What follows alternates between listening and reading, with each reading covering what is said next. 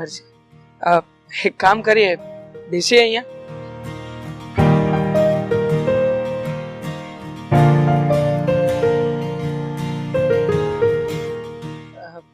રીના, હા, મારા ભાભીએ એટલે કે તારા દીદીએ મને તારી વિશે બધી જ વાત કરી દીધી છે.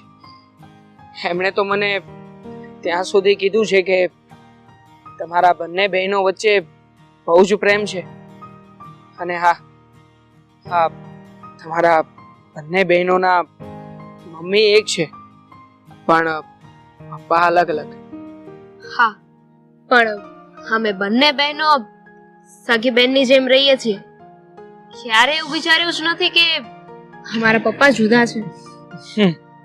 જાણું છું કે તમારે બંને બહેનોને એકબીજા પ્રત્યે કેટલો પ્રેમ છે અને એટલા માટે જ મારા ભાભી એ તારી આટલી બધી ચિંતા કરે છે.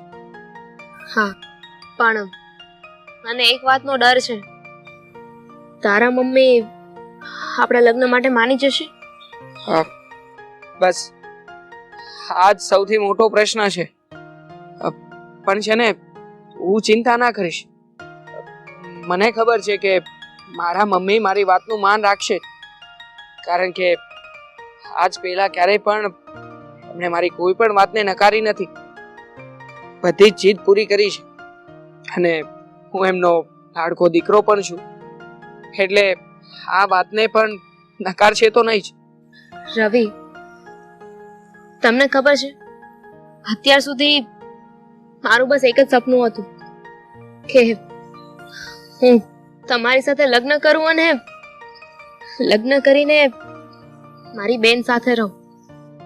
કેમ કે મમ્મી તો હું બહુ નાની હતી ને ત્યારે ગુજરી ગયા, ને પપ્પાનો એ પ્રેમ મારા નસીબમાં નહોતો. એટલે પહેલેથી જ મમ્મી પપ્પા કે કોઈ ભાઈ બહેનનો પ્રેમ મારા નસીબમાં મળ્યો જ નથી મને. એટલે તમારી સાથે મેરેજ કરીને હું મારી બેન સાથે રહીશ અને જે પ્રેમ મને નથી મળ્યો ને એ પ્રેમને મહેસૂસ કરીશ. જો તમે ચિંતા ના કરો, હું પણ મારા જીવનમાં તમારી જેવા જ એક મને સમજી શકે, મારા પરિવારને સમજી શકે એવા સારા પાત્રની શોધમાં જતો. લાગે છે કે મારી આ શોધ હવે પૂરી થઈ ગઈ છે. હું છે ને મારા મમ્મીને વાત કરીશ ને એટલે મારા મમ્મી માની જ જશે. હું આજે જ મમ્મીને વાત કરું છું. પણ હા, મમ્મીને વાત કર્યા પછી બની શકે કે મમ્મી તને બોલાવે પણ ખરા, તો હું જ્યારે પણ કહું ત્યારે તારે મારા ઘરે આવવું પડશે. આવું જ પડશે? કઈ વાંધો નહીં, તો પછી હું વાત કરવાનું બંધ રાખું છું. ના, હું આવીશ ને, હું ક્યાં ના પાડું છું. હવે થઈને વાત.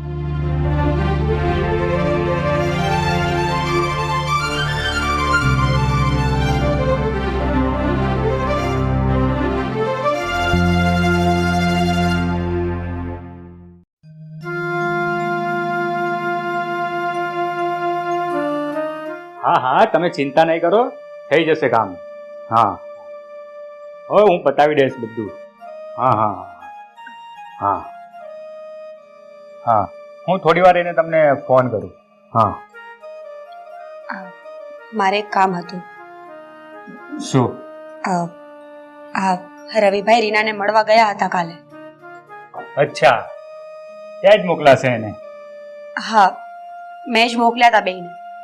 કાજલ, તું શું કામ આવા વ્યર્થ પ્રયત્ન કરે છે? તને ખબર છે કે મમ્મી માનવાની નથી, તો પછી આ મહેનત કરવાનું બંધ કરી દે. આકાશ, આ રવિભાઈ છે ને એ મમ્મીના લાડકવાયા દીકરા છે. મને વિશ્વાસ છે કે જો રવિભાઈ મમ્મીને મનાવશે ને તો મમ્મી જરૂર એમની વાતને માનશે. અને હા, આ કાલે રીના આપણા ઘરે આવવાની છે. મેં રવિભાઈને કહ્યું છે કે ઘરે બધાને મળવા લઈને આવે.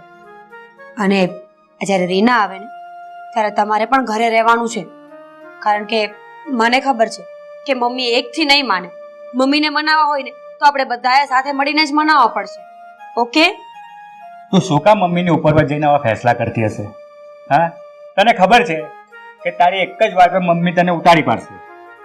તું સમજતી કેમ નથી? જો આ મમ્મી મારાથી નારાજ થશે ને તો પણ હું મમ્મીને મનાવી લઈશ. અને ભૂલે જો કે ઝઘડો થયો ને તો મમ્મી જે કહેશે ને બધું સાંભળી લઈશ. પણ શરત તો એ છે ને કે તમારે સાથે રહેવું પડશે. આ તમે હોય ને તો થોડું ઓછું સાંભળવું પડે. એટલે કે બધો પ્રોગ્રામ ગોઠવાયેલો જ છે એમ ને?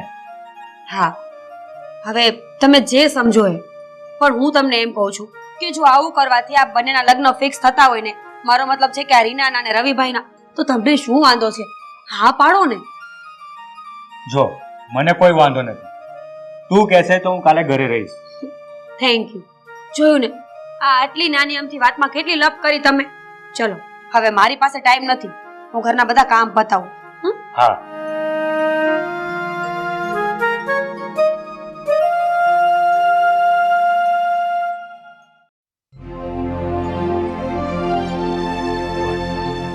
આ મનસુખ કાકા છે ને, એના છોકરાએ અત્યારે એક માગું બતાવ્યું છે આપણા રવિ માટે, અને છોકરી સારી છે. તો હું તો કહું છું કે હવે એ વાતને આગળ વધારી જ દઈએ. હા તો કોઈ વાંધો નહીં, આપણે ઘરના બધાને અને રવિને બધાને પસંદ હોય તો સબ પણ કરી લઈશું, એમાં શું વાંધો? રવિને પછી પહેલા મને પસંદ હોવી જોઈએ છોકરી. આવરી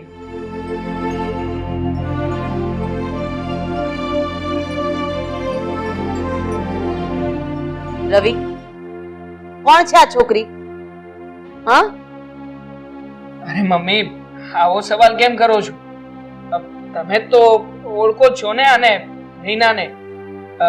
સગાઈની વાતચીત કરવા માટે લઈને આવ્યો છું. અચ્છા, એટલે તે હવે નક્કી કરી જ લીધું છે ને કે તારે આ છોકરી સાથે લગ્ન કરવા છે? હા મમ્મી. મેં ના પાડી હતી ને કે અનાથ છોકરીને મારે મારા ઘરની વહુ નથી બનાવી. એમ છતાંય તું માનીશ નહીં ને? અરે આ છોકરી જન્મતા વેત એના મા બાપને ભરખી ગઈ. અરે એની આગળ પાછળ નથી એના કાકા કાકી, મામા મામી કોઈ છે? અરે અનાથ છે આ છોકરી. બસ મમ્મી, રીના અનાથ નથી. રીનાની બેન હજુ આ દુનિયામાં જીવતી છે. કોણ છે એની બેન? હું. એટલે તું કેવા શું માંગે છે કે આ તારી બેન છે, તારી સગી બેન છે? હા મમ્મી, રીના મારી બેન છે. મારા મમ્મી પપ્પાના ડિવોર્સ થઈ ગયા હતા ને પછી મારા મમ્મીએ બીજા લગ્ન કર્યા હતા, અને એ પરેશ અંકલે ને મારા મમ્મીની દીકરી એટલે કે રીના. મમ્મી, બની શકે કે અમારા બંનેના પપ્પા અલગ છે, પણ મારી માં એ તો એક છે ને. એક કુખે જન્મ લઈને અમે બંને આ દુનિયામાં આવ્યા છીએ. એ હિસાબથી રીના મારી બેન છે. મમ્મી, એને અનાથ કહીને તમે એને નીચી દેખાડી રહ્યા છો, અને મને પણ દુઃખ લાગે છે આ વાતનું. પ્લીઝ મમ્મી, પ્લીઝ તમે રીનાને અપનાવી લો. એની બેન છે આ દુનિયામાં, એ એકલી નથી. અચ્છા, હવે મને સમજાઈ ગયું કે તું આટલા સમયથી કૂદકા શું કામ મારતી. રીનાને તારે આ ઘરની વહુ શું કામ બનાવી હતી? કારણ કે એ તારી બેન હતી ને? નહીં, તમારા મમ્મી તો એક છે, પણ તમારા પપ્પા તો બંનેના અલગ અલગ છે ને. અરે જેના બાપના ઠેકાણા ન હોય હે દીકરીને હું મારા ઘરની વહુ બનાવું. તું સમજી શું રાખ્યું છે? એક વખત ના પાડી દીધી ને કે આ મારા ઘરની વહુ બનવાને લાયક નથી એટલે નથી. હવે પછી આ બાબતે કોઈ વાત નહીં કરે. અને તું શું મોઢું ઉપાડીને ઊભી છે? શરમ નામની કોઈ ચીજ છે કે નહીં? એક વખત તારા મોઢા ઉપર ના પાડું છું કે આ ઘરમાં તારું કોઈ સ્થાન નથી, એમ છતાંય તારું કાળું મોઢું લઈને અહીંયા ઊભી છે. હા, નીકળી જા મારા ઘરની બહાર. રાધા, તું આ શું કરે છે? હું ક્યારનો જાઉં છું, તારું બોલવાનું બંધ નથી થતું. અરે તું થોડોક તો વિચાર કર, તારામાં માણસાઈ જેવું કઈ છે કે નહીં? માણસ પારખવાની શક્તિ તારામાં મને લાગે છે બુદ્ધિ ભ્રષ્ટ થઈ ગઈ તારી. તમે છે ને શાંતિ જ રાખજો. મારે તમારી કોઈ વાત નથી સાંભળવી. કીધું ને, નીકળી જા મારા ઘરની બહાર. Get out. મમ્મી, નીકળ. મમ્મી, શું કરો છો તમે? ક્યાં જશે રીના? એનું મારા સિવાય આ દુનિયામાં કોઈ નથી. હા, તમને લોકોને વાતની ખબર નહીં હોય, પણ રીના જ્યારે 1 મહિનાની હતી ને ત્યારે જ મારા મમ્મી અને પરેશ અંકલનું મૃત્યુ થઈ ગયું છે. કાર એક્સિડન્ટમાં એ લોકો મૃત્યુ પામ્યા છે. મમ્મી જો આજ પહેલા ક્યારેય પણ એ તમારી કોઈ પણ વાતને ટાળી નથી અને આજે પણ નહીં ટાળો. તમે જ્યાં કહેશો ને ત્યાં હું તમારી મરજીથી લગ્ન કરવા માટે તૈયાર છું. મમ્મી અને એક વાતનો જવાબ આપશો? માનું છું કે એના અનાજ છે પણ ટીનાના અનાજ થવા પાછળ એ બિચારીનો શું વાંક? શું અનાથ વ્યક્તિ ક્યારે પણ લગ્ન ના કરી શકે? માની લો કે રીનાની જગ્યાએ હું અનાથ હોત તો શું તમે મારા પણ લગ્ન ના કરાવત મમ્મી? મને પણ લગ્ન કરવાનો કોઈ હક નથી ને તો કારણ કે હું તો અનાથ છું ને. મારા લગ્ન ક્યારેય પણ ના થઈ શકે. જુઓ તમારે લોકોએ જે કંઈ પણ નિર્ણય લેવો એ લઈ શકો છો પણ આ મારી એક વાત કાન ખોલીને સાંભળી લેજો. મેં ભાભીને વચન આપ્યું છે અને હું મારું વચન નિભાવીને રહીશ. તો હું મારા જીવનમાં લગ્ન કરીશ ને તો માત્ર ને માત્ર નાની સાથે જ લગ્ન કરીશ. નહીંતર આજીવન કુંવારો રહીશ. મારે લગ્ન નથી કરવા બીજા કોઈની સાથે.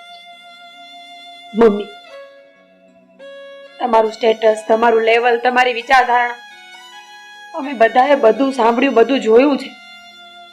પણ આ બધાને સાઈડમાં રાખીને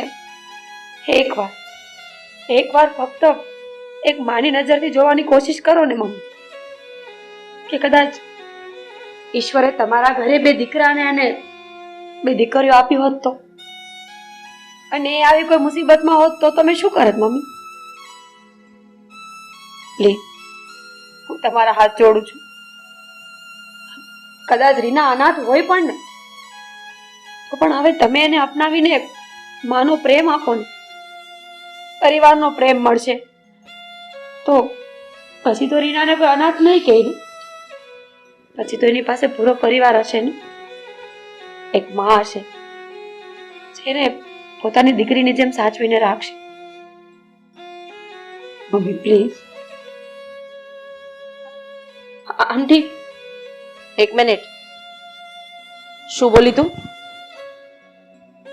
આંટી, હવે જ્યારે હું તને આ ઘરની વહુ માનવા જાઉં છું ત્યારે તું મને આંટી કહીને બોલાવે છે? હા, મને તો મમ્મી સિવાય નહીં ચાલે. તો બોલ, હવે તારે આંટી કેવું છે કે પછી મમ્મી? મમ્મી.